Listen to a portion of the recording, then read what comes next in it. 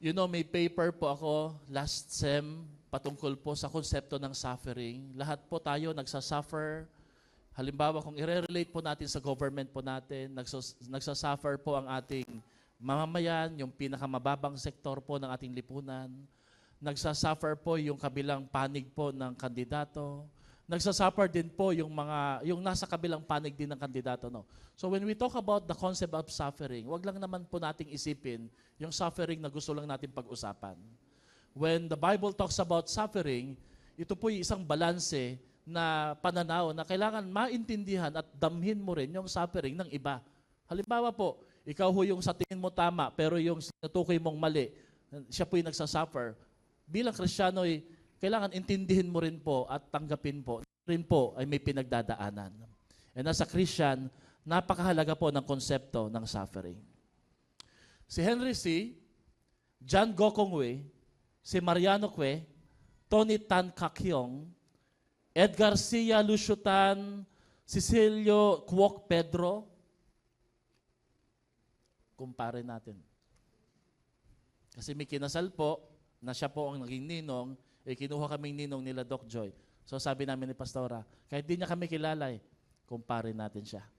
Siya ho yung president ng Happy Toothpaste. At si Manny Villar, ang itinuturing po that the most successful Filipino in our nation. Hala. Ang basihan po, hindi lang po sa yaman.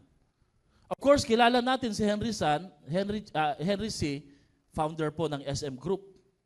Tony Chan Caktiong, founder ng Jollibee. Manny Villar, founder po ng Vistaland at Camellia. At yung napakamahal po na tubig na Prime Water.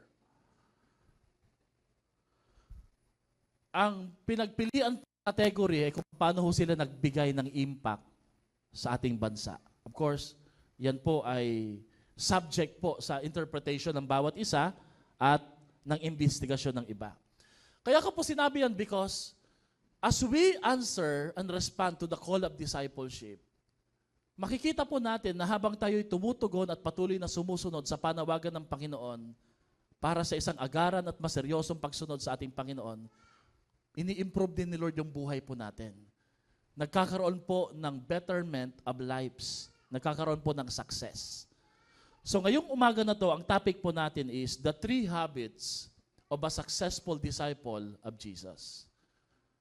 Gusto ko pong pag-aralan po natin ngayong umaga na ito, paano ho nagiging maigi at maunlad ang buhay ng isang tao na pinipiling sumunod kay Kristo.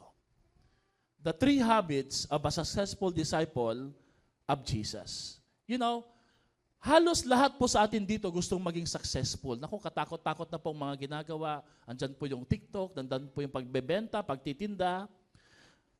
Every one of us dream of becoming a successful person someday. Sino ba namang hindi, di ba? Gusto ho nating maging matagumpay.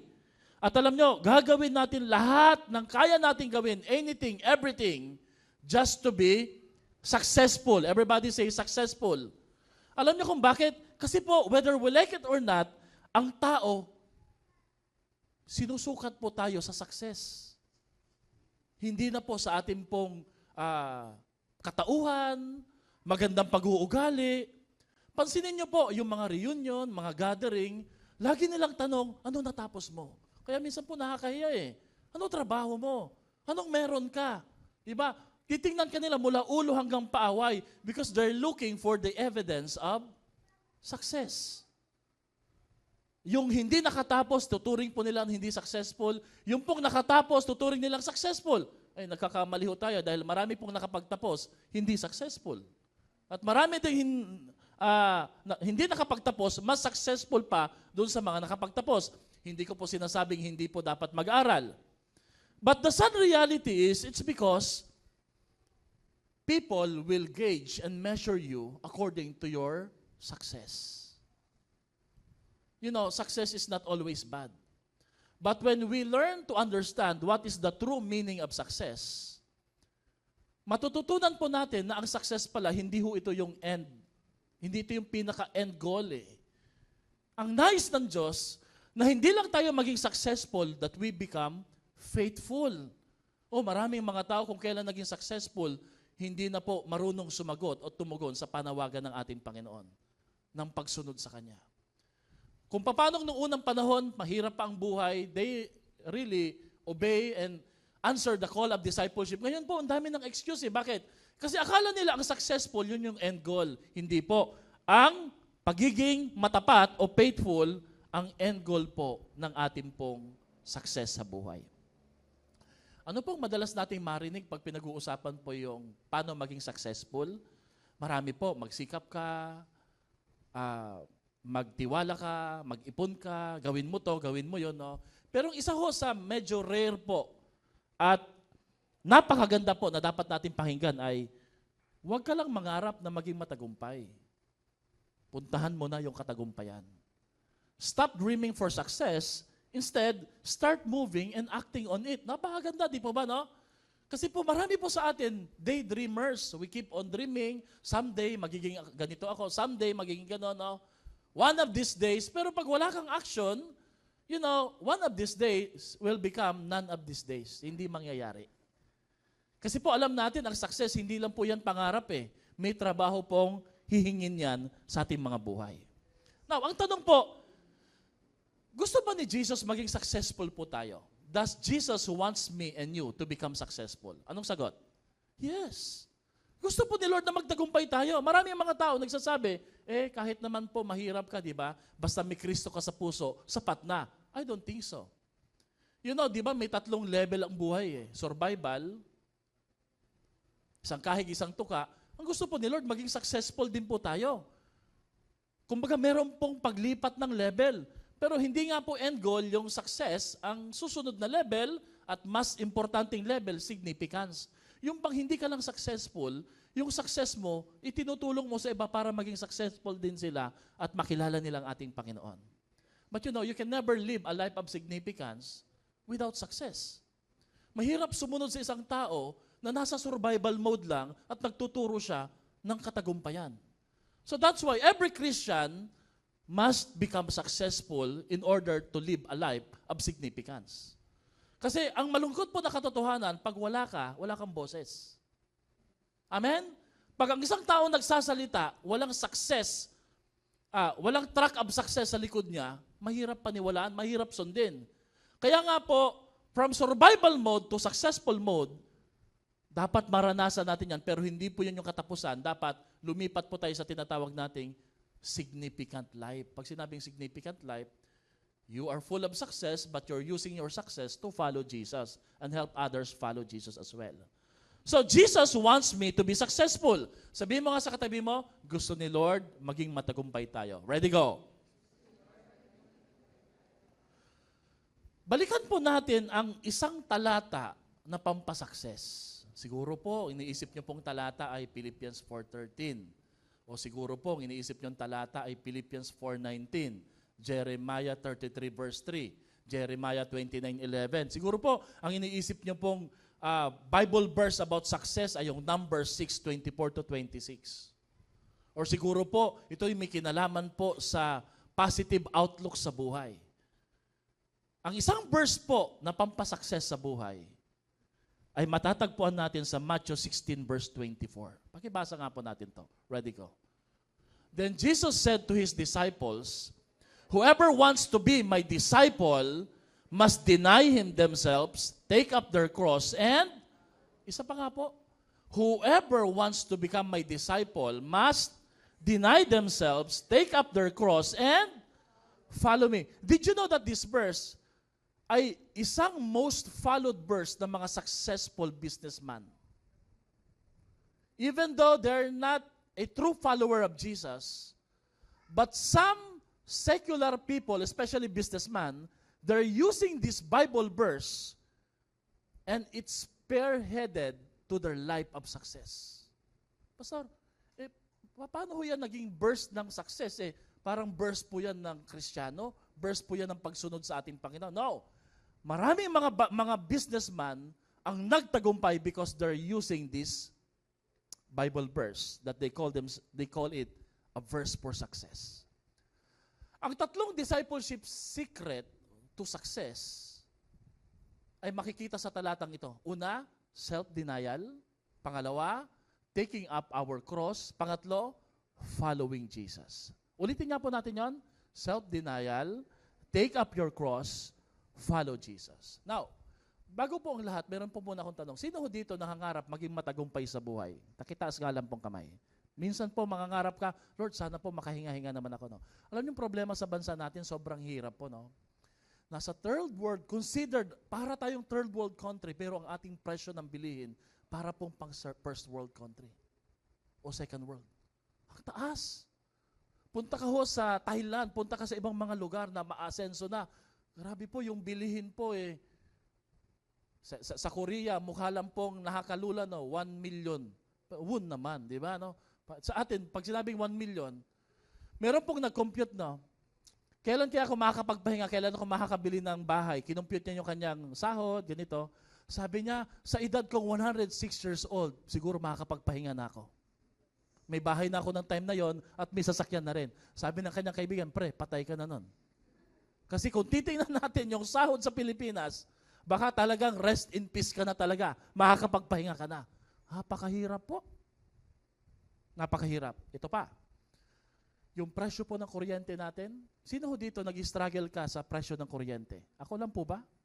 Sino ho dito yung gusto mo mag-aircon pero gusto mo matulog na mahimbing pero nakaabang ka kailan ko ito papatayin? Natatakot ka eh, di ba? Alam niyo po, ayon sa survey na kumalaban po sa Meralco, kasi ang survey na ito, ang pag-aaral na to, ay pinapaalalahanan ng Meralco, babaan niyo naman po ang presyo ng kuryente. Alam niyo kung bakit? Kasi ang most utang bills sa atin pong bayaran, ang Meralco.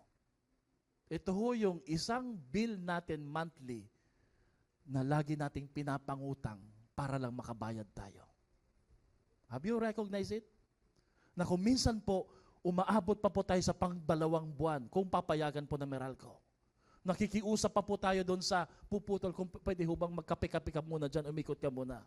Gagawan ko lang ng paraan. Why? Sobrang taas. Saka kung titingnan mo yung budget mo, naubos na yung budget, pagdating ng Meralco, hindi ka takot sa katapusan ng mundo eh. Takot ka sa katapusan ng buwan. Dahil bayaran na.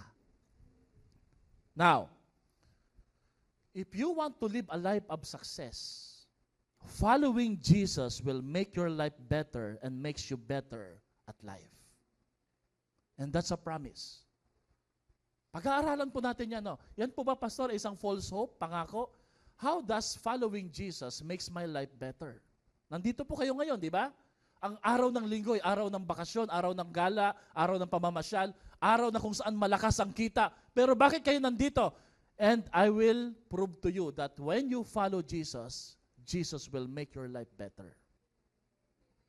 And make you better at life. In other words, hindi lang ikaw ang magiging maganda ang buhay, gagamitin ka rin ni Lord para maging tulong para mapaganda ang buhay ng iba. It will make you live a life of significance.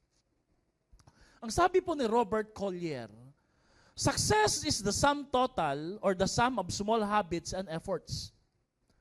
When we repeat it consistently day in and day out, it becomes a lifestyle.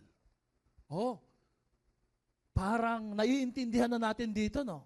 When you practice self-denial, taking your cross daily, and following Jesus, these are the 3 habits that are the main ingredients to a successful person.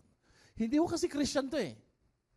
Pero sabi ho niya dito, ang maliliit at importanteng effort o habit na inuulit-ulit mo, hindi mo binabago, no matter how small or slow, it will spearhead your life to a success.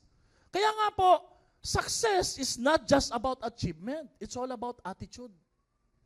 Akala kasi natin, one time, big time, kaya ang daming tumataya sa loto eh. Kasi they skip the habits. They skip the attitude. Di po ba, marami tayong natapapanood sa Jessica Soho, nanalo ng milyon, saglit lang nawala din. Dahil ang prinsipyo po, pagdating po sa stewardship o pera, anumang bagay na hindi mo pinaghirapan, hindi mo rin iingatan. Kaya po, meron pong nakikita ang mga successful businessman na to, na ang way up is always starts with way down. It's all about the habit. Sabi mo nga sa katabi mo, it's all about the habit. In fact, today, if you change your habit, you're already a success. Even wala pa ho yung success na tinutukoy mo talaga. Dahil ang pagbabago lang po ng ugali at pananaw, it makes you already a successful person. It's what we observe and practice in private that will soon be rewarded in public. Anumang bagay o promotion na inaasahan mo, na inaabangan mo, work it out in private, yung walang nakakakita. Yung walang nakakaalam. Because people will always recognize achievement in private, in public. Pero hindi nila nakikita yung process paano nangyari yon. Amen? Na may pinaghihirapan tayo. Halimbawa po, gusto mo mataas ng grade, hindi yan nakukuha sa isang araw lang. Nakukuha ho yan sa everyday, daily hustle, daily discipline, may ginagawa ka kahit sa business, kahit sa trabaho, kahit sa anumang karera sa ating buhay.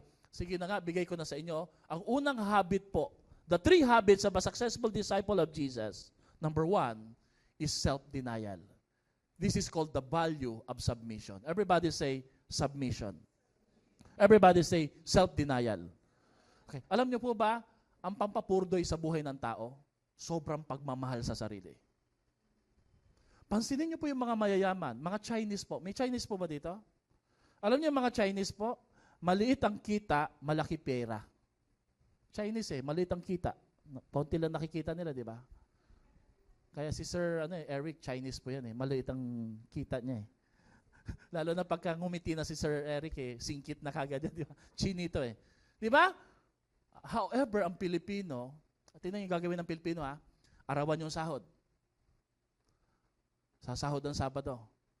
Sabado pa lang nagpaplano na yan. Bukas, inuman tayo Parang pag uminom, parang ang laki ng sahod Pansin nyo po, pag nagbisyo ang tao, ang laki pa, sobra pa dun sa sinasahod. Tama po ba yun? Ayaw nyo yata pinag-uusapan to Ang Chinese, ang Pilipino, meron silang ginagamit na tinatawag nating delayed gratification. Sabi mo nga sa katabi mo, delayed gratification. Ang ganda, pastor Pero ano ibig sabihin nun? Dinidelay mo muna yung saya. Hindi araw-araw saya. Amen? Tingnan mo nga yung katabi mo, lagi bang gusto magsaya niyan? Ay, kumita ka! Blowout ka naman. Pambira ka, hindi ikaw kumita. Gusto mo gastusan kita, di ba? Pakain ka naman, di ba? Treat mo naman kami, di ba?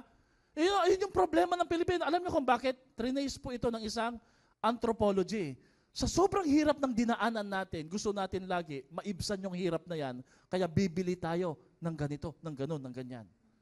Bili ka nga ng Coke, nakaka-1 taon na kung di nakakatikim ng Coke Di ba mga ganyan, di ba?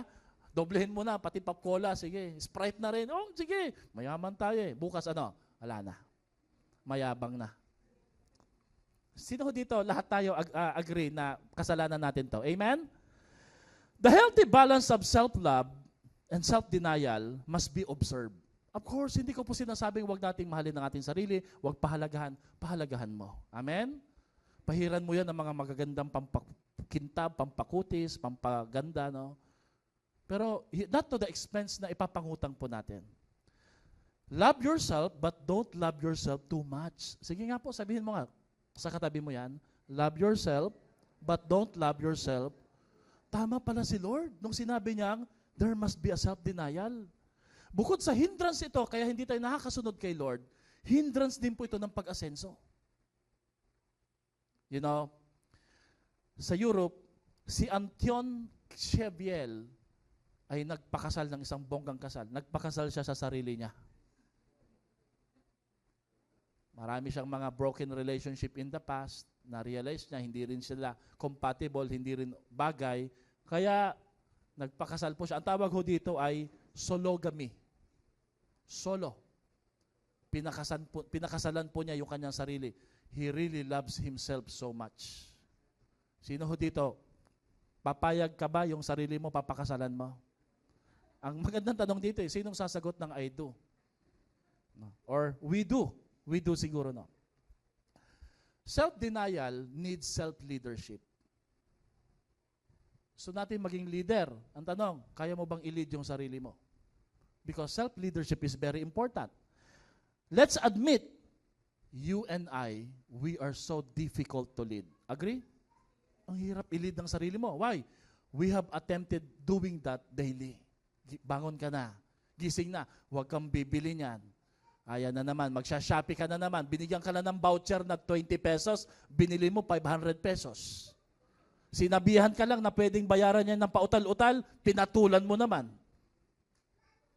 We have participated in every bad decision we have ever made.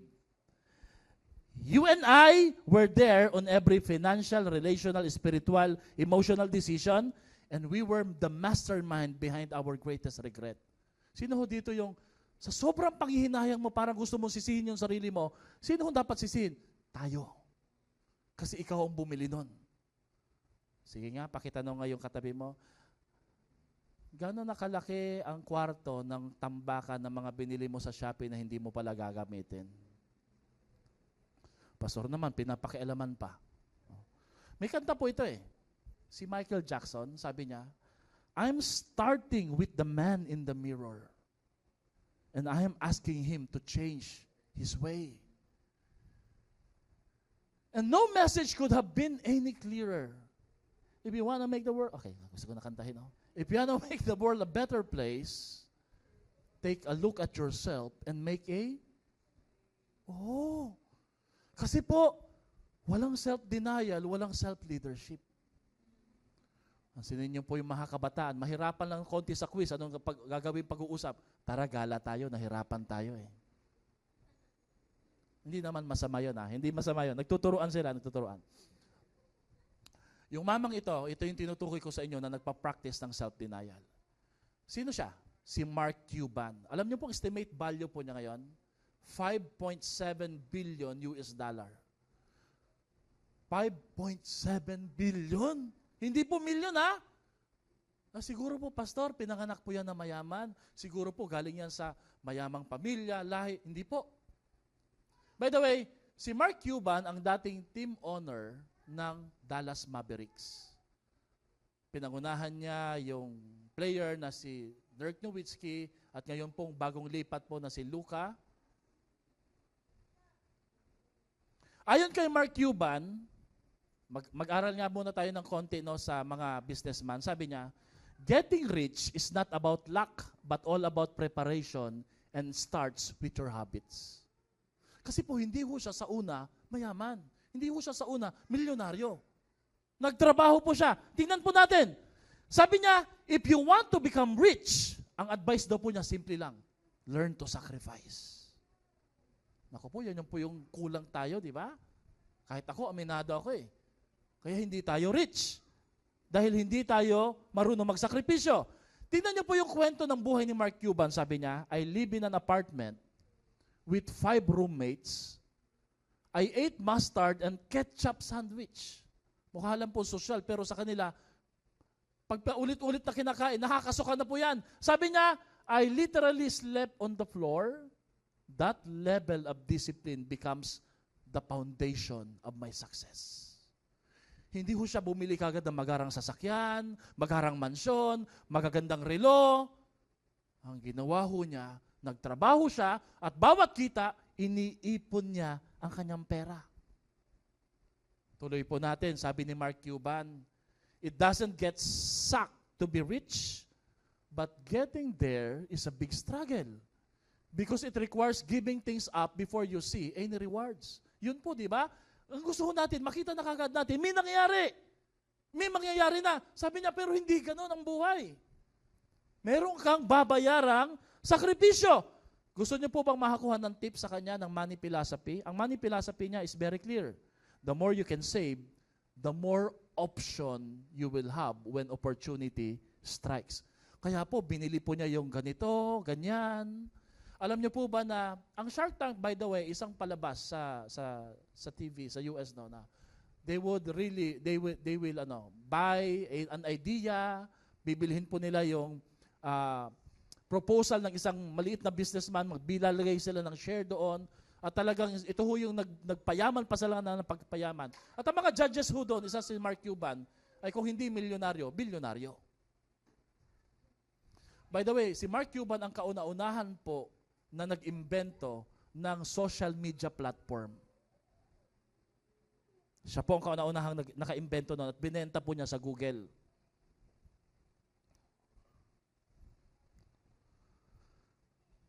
Noong panahon ng pandemic, ang daming nakabili ng lupa, no?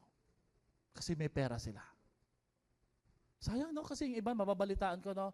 Ang square meter, per square meter po, 300, 500. Pero nung binili na nila, binibenta na nila uli, 5,000 na. Sayang, no? Sayang. Sabi mo nga sa katabi mo, kung binawasan ko lang ang milk tea, hindi naman po masama ang milk tea, no? Kaya ang pakiusap ni Mark Cuban about self-denial, save your money. Save as much money as you can. Instead of drinking coffee, drink water. Instead of going to McDonald's, eat mac and cheese. Every unnecessary dollar spent is a dollar that could be potentially working for you. Grabe.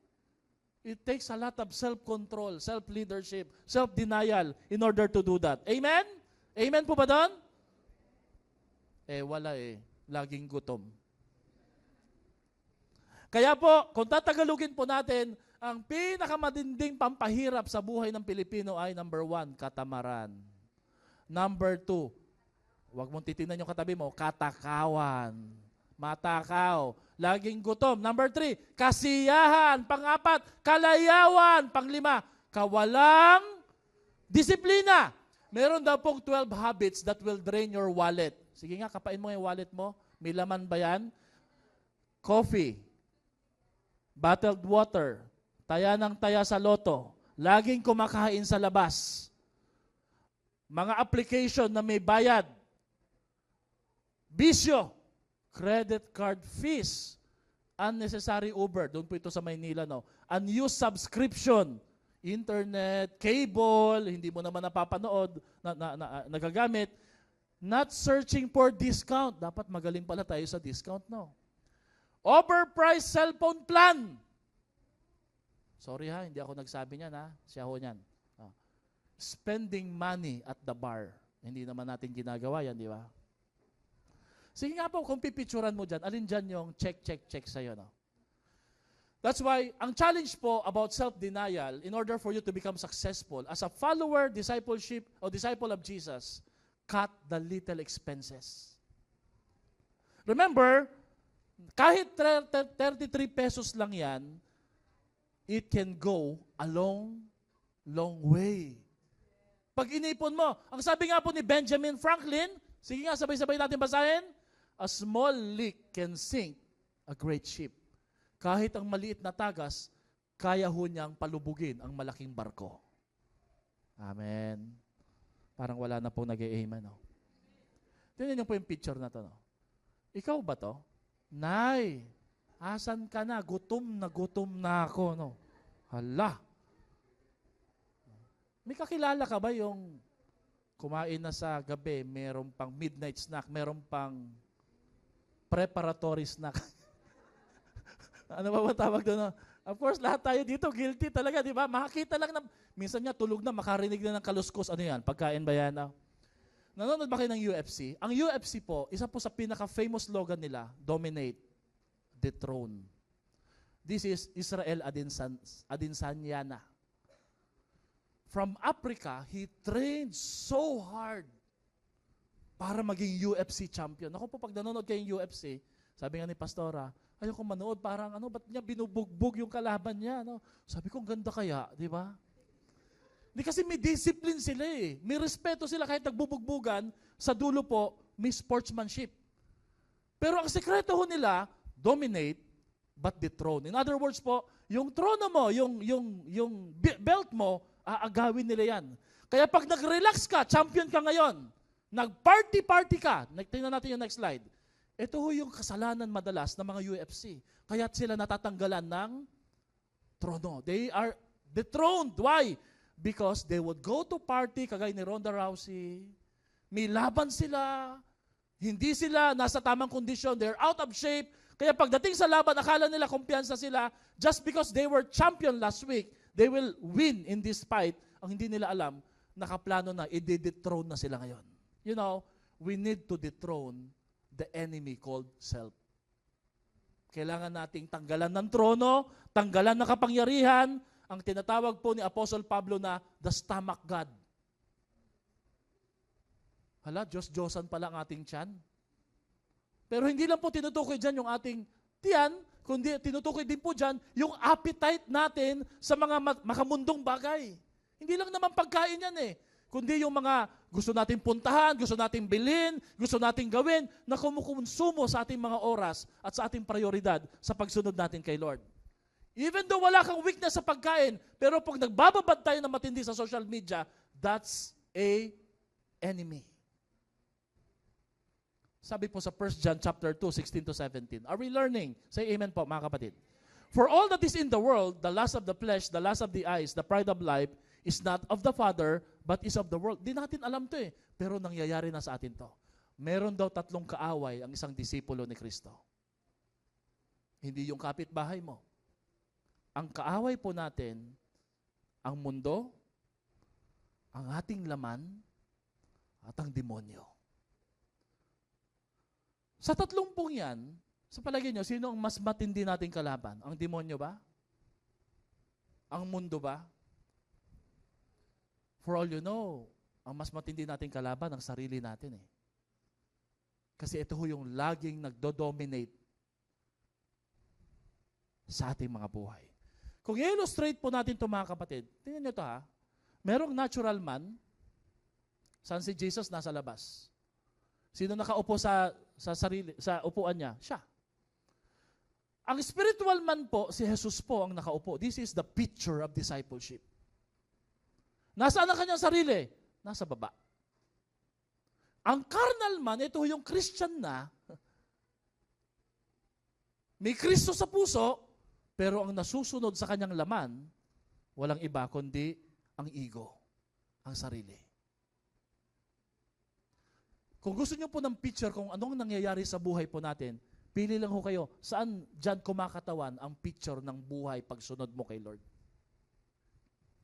And you keep on asking, bakit nagkakaganito? Ba't nangyayari ang ganito sa buhay ko? No? It's because meron po tayong dinidethrone, may ini-enthrone naman tayo. Nilalagay sa tamang trono, may tinatanggalan naman po ng trono. Ang pangit lang ho doon, baka si Lord po ang nawawala sa tamang trono.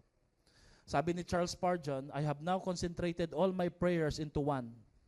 And that one prayer is that I may die to myself, live wholly to Him. Wala akong ibang panalangin. Ang panalangin ko araw-araw ay mamatay ako sa aking sarili at mabuhay ako para lang sa Kanya. That's a very powerful prayer. Amen? And you know, kahit hindi ho tayo cell leader, di tayo pastor, napakagandang panalangin po ito para sa atin. Because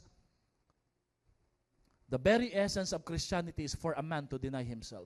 Ano pong benefits pag meron tayong self-denial sa buhay? Bukod ho sa success doon sa mga businessman na binanggit natin. Number 1, there will be a spiritual growth. Lalago ka. Magmamature ka. Minsan akala natin sa maturity, age, appearance, mukha itong matanda. Sino ho dito, nasabihan ka ng nanay, dalaga ka pa sa palengke. Pambihira, ayoko kang bumili dito, di ba? Nag-basketball po ako sa sa Northville.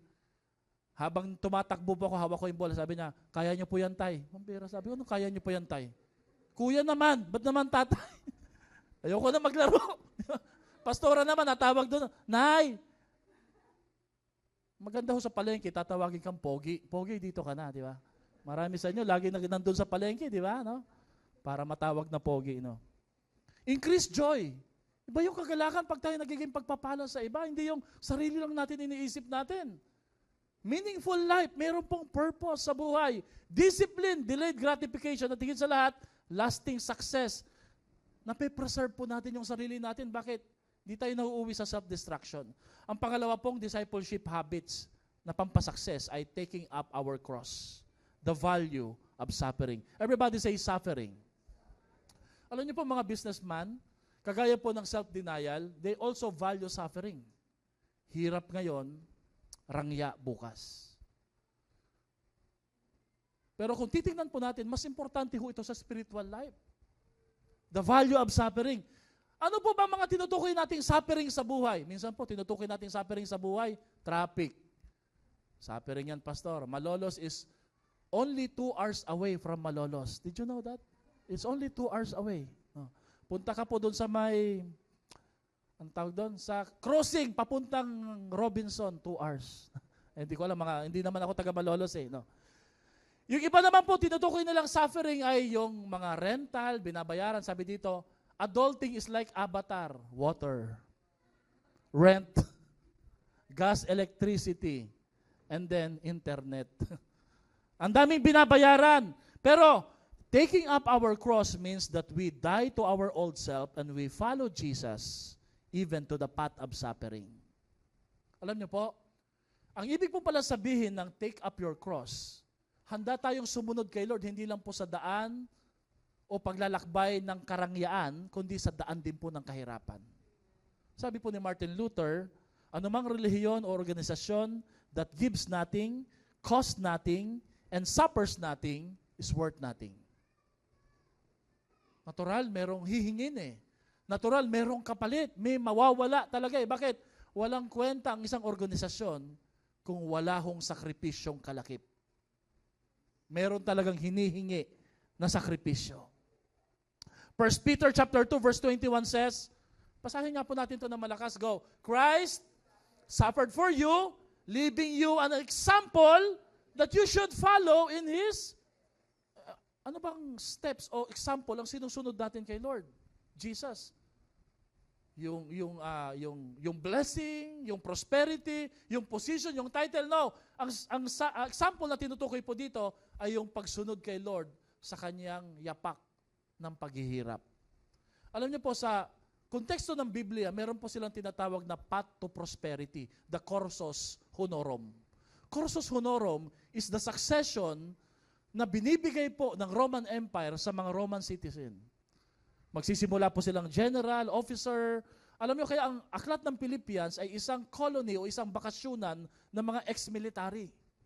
Kaya pag maiintindihan mo kung bakit ganun po ang paalala ni Pablo, gayahin niyo ang ugali ni Kristo, although Diyos siya, nagpakababa siya, kasi po marami Kristyano nung panahon nila naiinggit. Sabi nila, bakit lagi na lang hirap? Bakit pag sumunod kay Kristo, mahihirapan, mapapersecute? At hindi po tanyag, hindi sikat during that time, popular ang maging Kristiyano. And you know, Paul gave a redefinition of promotion. Sabi nila, ang tunay na promotion is when you are associated, when you walk to the path of podorom, cursus podorom. Alam niyo sabihin ng cursus podorom? The path to sorrow, shame, and suffering, but for Jesus. Are you willing to follow Jesus on the path of suffering, sorrow, and shame? Na may mga time, mapapahiya ka talaga. Mababastos ka. Hindi dahil sa pinapahiya ka sa sarili mo, mababastos ka dahil sa iyong paninindigan sa ating Panginoon Kristo na ikaw ay associated as Christian. Sino ho dito napahiya ka na, nasabihan ka na hindi maganda dahil Kristiyano ka, dahil ikaw ay disipulo ni Kristo. Nakantsawan ka, nasabihan ka. You know, that's the kind of suffering na kung tawagin po natin ay purposeful suffering, godly suffering. Job chapter 5 verse 7 says, ang tao talaga ay likas na ipinanganak, nakakambal na po ang paghihirap. Actually po, sanay na tayo sa paghihirap eh. Eh bakit pagdating sa church, sa pagsunod kay Lord, parang bawal mahirapan. Parang hindi dapat nahihirapan. Parang nakakaramdam tayo ng discomfort kapag when it comes to paying the cost na, may babayaran na. Eh ang sabi po ni Job, pinanganak talaga tayo, nakakambal po ang kahirapan. Taas nga pong kamay dito yung mga magulang. Please raise your hand. Parents, don't shield your children to suffering. Tatagalogin ko po. Huwag niyo pong tanggalin ang paghihirap bilang bahagi ng paglaki ng iyong mga anak. Alam niyo kung bakit? If you take away suffering, it will hinder their development of resilience. Alam niyo sabihin ng resilience? Resilience is an attitude na kahit hirap na sila, kahit matindi ang kanilang pinagdadaanan, kahit napapahiya sila, kahit wala yung resources, they are able to overcome any obstacle. Ikumpara mo po ang mga tao noong unang panahon sa panahon ngayon. Mas matitibay, mas malalakas ang loob ang mga tao na sanay sa hirap. Alam nyo, minsan, do you agree, kasalanan din po natin mga magulang eh. Sa kagustuhan po natin na hindi na sila mahirapan, sinasalo po natin sila. Agree? Amen? Wag na. Yan mo na. Ako nagagawa para sa kanila eh. Ang nangyayari po, we are not building them and preparing them for life because hindi po lahat ng panahon nandun tayo para sa kanila. Amen? Saka ang katotohanan po sa buhay hindi ka laging nananalo kahit mayaman ka. Meron time mapapahiya ka. Meron time may mag-shine na mas maganda kaysa sa iyo. In life, we don't always win. Sometimes we lose. But if you are resilient because of the hardship na pinagdaanan mo, you can make it in life. Alam nyo, katotohanan sa buhay, life is not fair. Pero pag matatag ka, matibay ka, resilient ka, kahit mag-fail ka, okay lang. Kakayanin mo. Amen? Alam nyo po, isa pa pong resulta pag wala tayong hardship, nawawala po tayo ng compassion sa ibang tao. Hindi natin na-appreciate yung sakripisyo ng mga magulang natin. Can I just say this, mga kapatid? Okay lang po ba? Nakikita mo na yung nanay mo, hirap na hirap. Hugas ng pinggan, galing sa trabaho.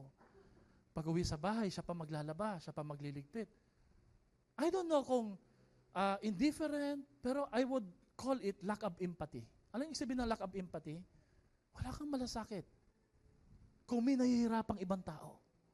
And you know, if you exercise it in your home, you will also do it sa ibang mga tao na nasa labas. Pansinin mo, nasagasaan na, noong unang ginagawa ng mga tao, ibibidyo bago tulungan. Right? Sa bahay, mga bata, mga anak, lagi po namin itong sinasabi, no? Buong araw kayo nasa school na. Pag-uwi sa bahay, wag naman pag-uwi sa bahay, school na naman uli.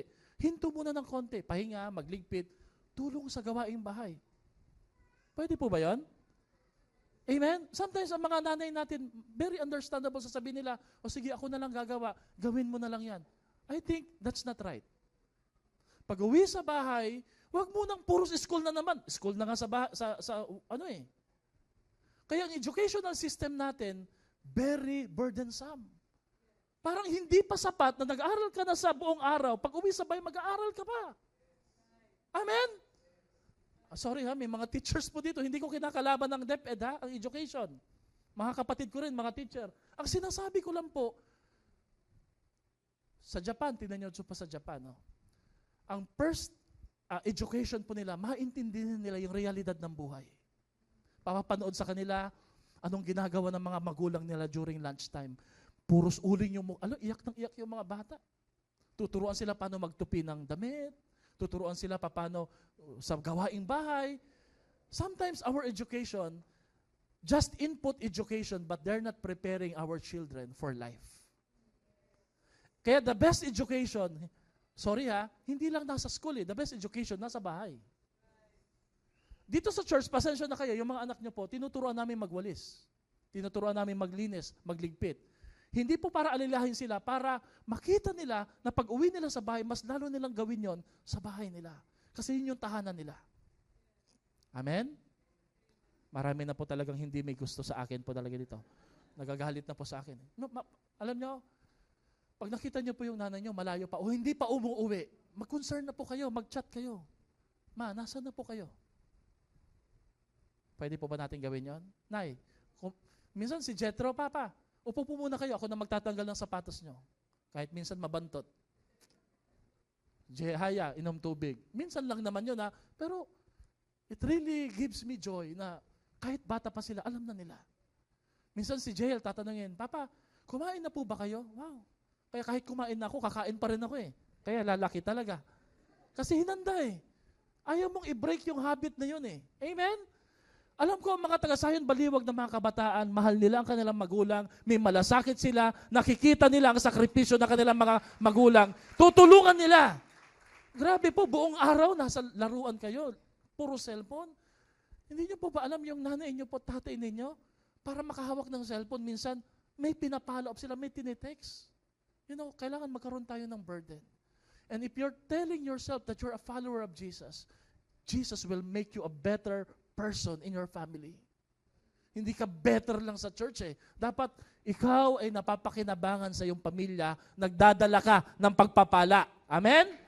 Amen po ba doon?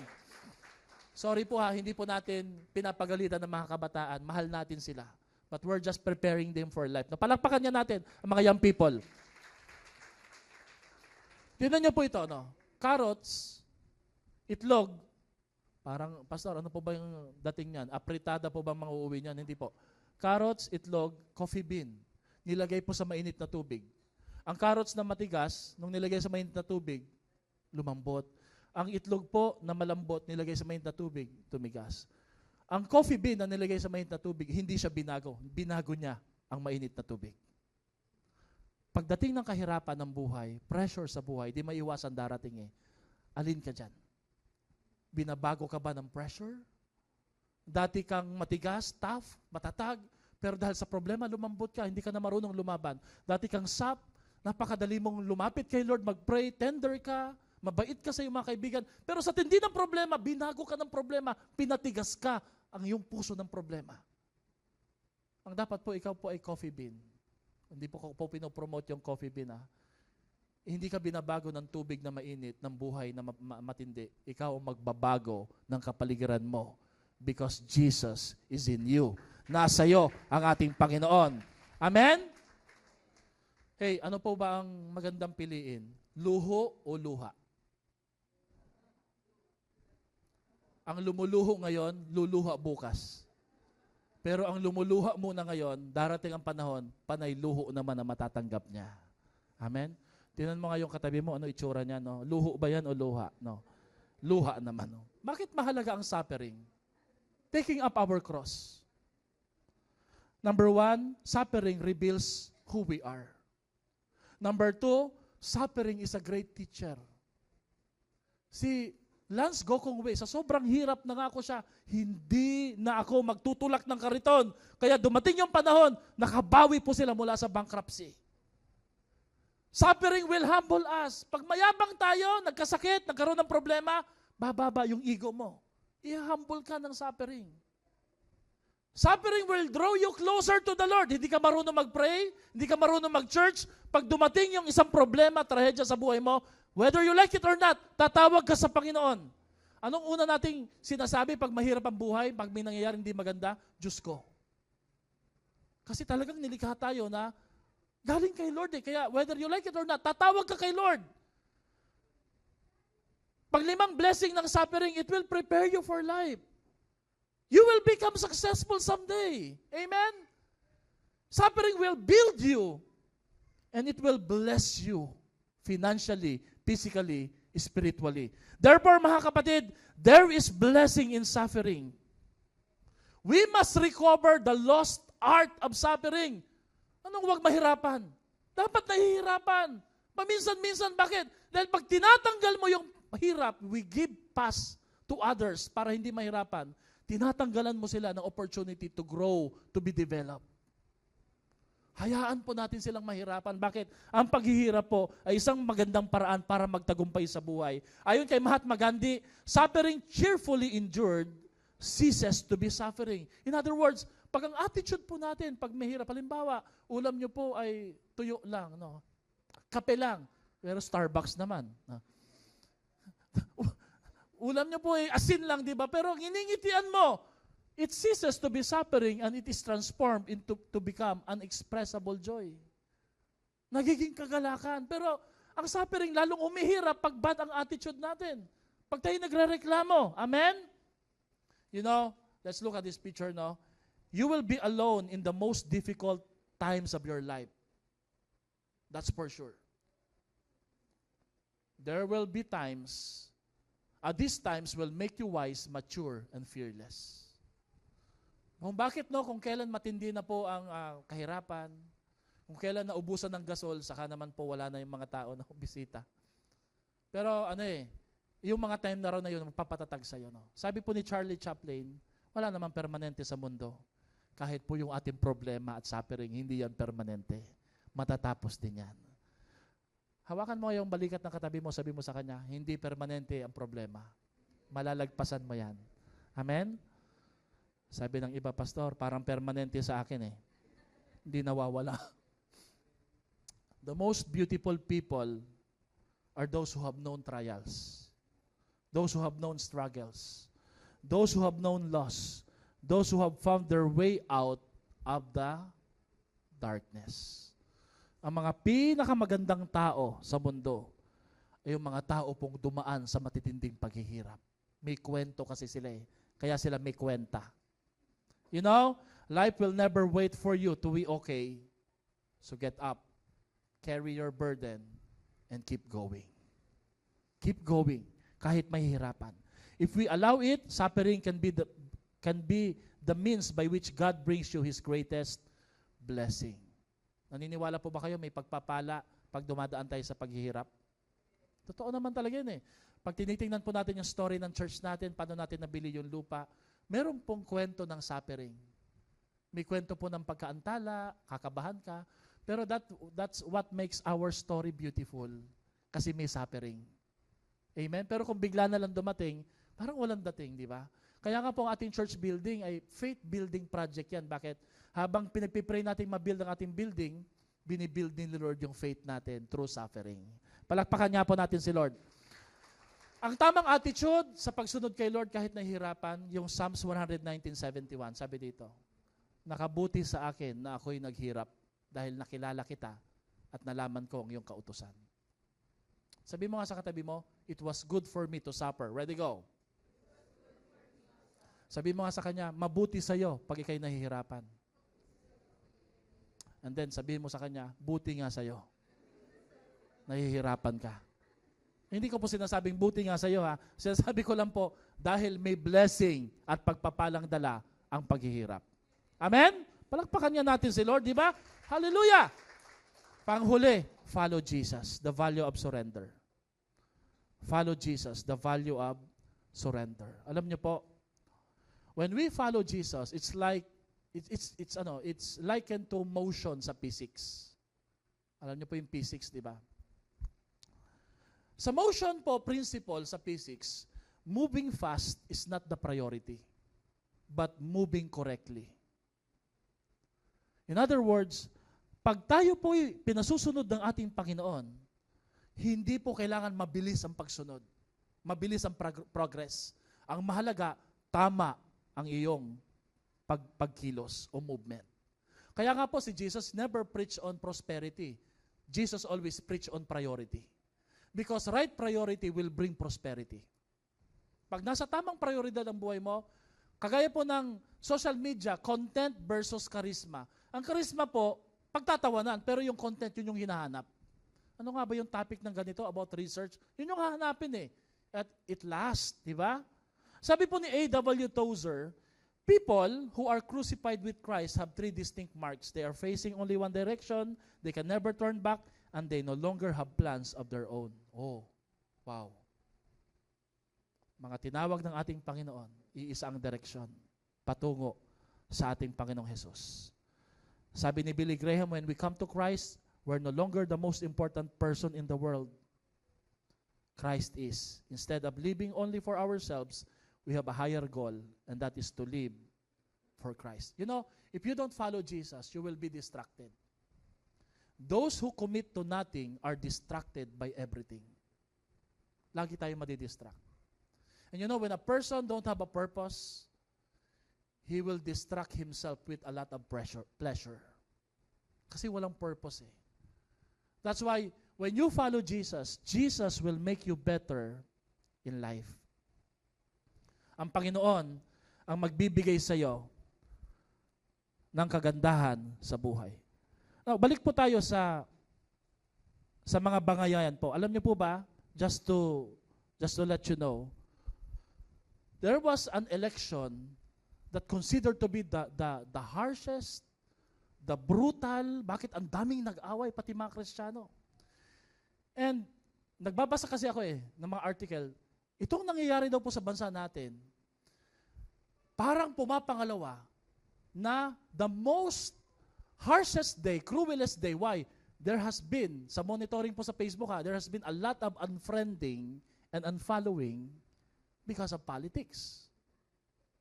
Ito ho yung kinonsider na pangalawa. And I've read this from Jim De La Torre, sabi niya, there's a fine line between patriotism and idolatry. When our love for country turns into blind devotion to a politician, it's no longer loyalty, but misplaced worship.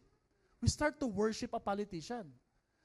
Christians or disciples are not called to pledge ultimate allegiance to earthly leaders. We are pledged to follow Christ alone and Him alone. Meron akong babasahin sa inyo. I hope it will make you feel better. Kung hindi man po, I'm just obliged to say this. No? You know, when it comes to Jesus, politics versus Jesus, politics will make you hate people, but Jesus will make you love people. Politics will make you protest, but Jesus will make you pray. Politics will make you fear and worry, but Jesus will make you trust and make you full of hope. Politics will make you divide relationship, but Jesus will connect you and makes you build relationship. Politics will make you lose your identity. Jesus will help you find yours. Politics will make you bitter, but Jesus will make you better. Politics will make you discouraged, but Jesus will help you get encouraged. Therefore, Jesus is the King. Jesus is the true hope of our nation. Let us be loyal. Let us worship. Let us honor the King of Kings and the Lord of Lords, none other than the name Jesus and Jesus alone. Wala na pong iba ang dapat nating sundin at parangalan sa ating mga buhay. And you know, pag sinusunod natin ang ating Panginoon, hindi tayo dapat mag-worry. Because the Lord is so good sa ating buhay. Taas nga pong kamay dito yung may mga pinagdadaanan, may mga bills na dapat bayaran, may mga worry or concern.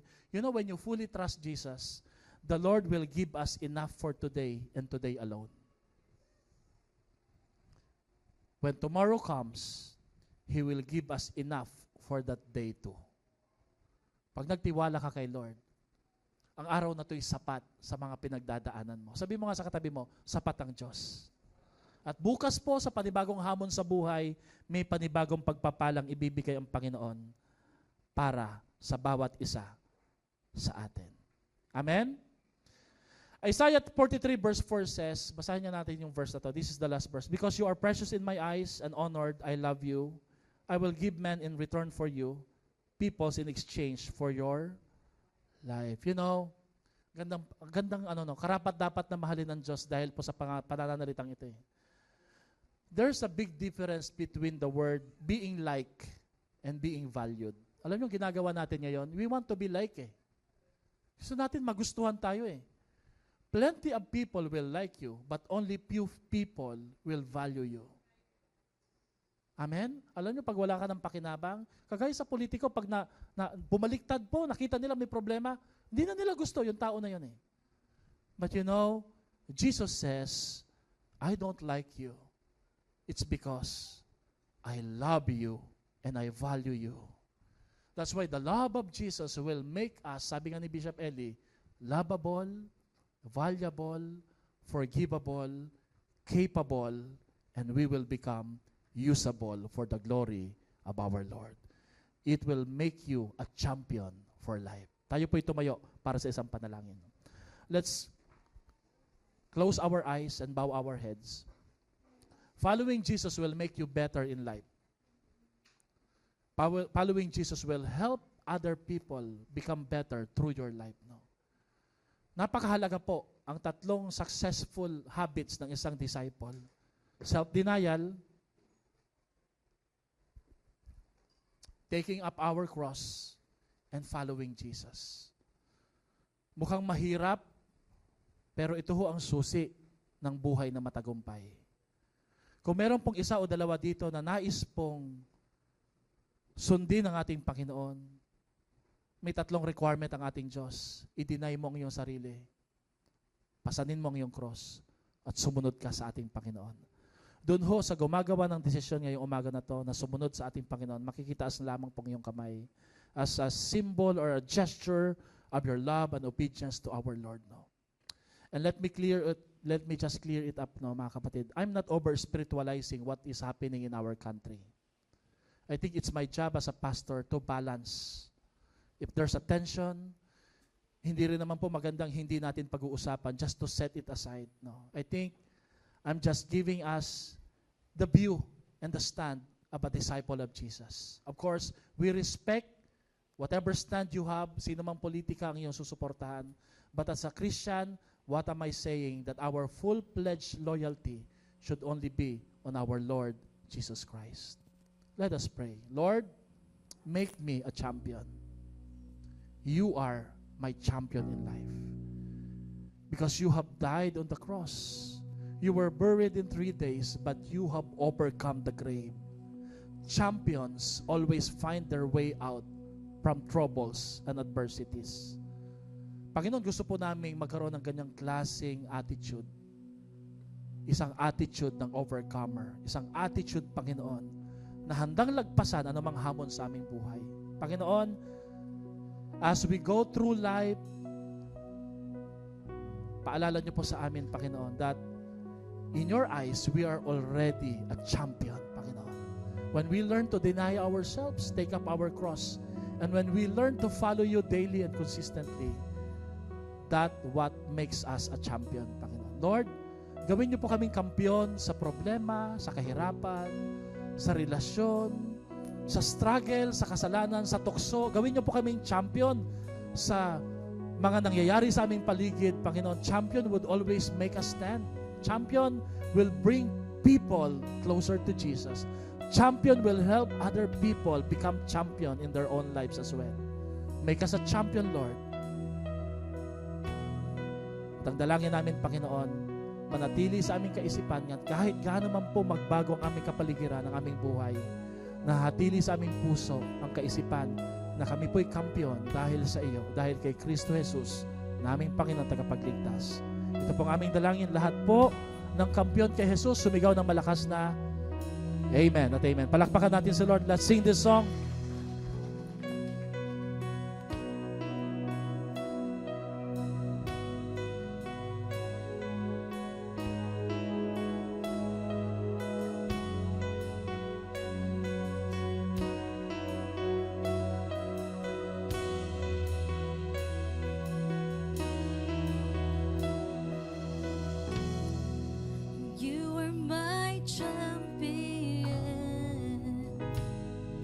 Giants fall when you stand undefeated.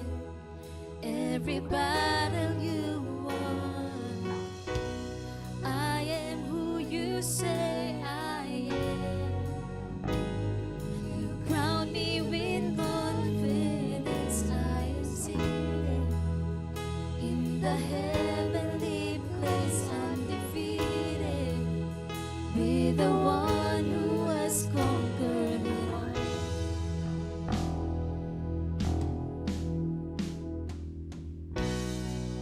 I tried so hard to see it.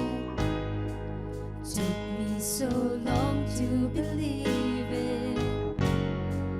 You choose someone like me to carry your victory. Perfection could never earn it. You give what we don't deserve it. You take the broken pieces and raise them to glory.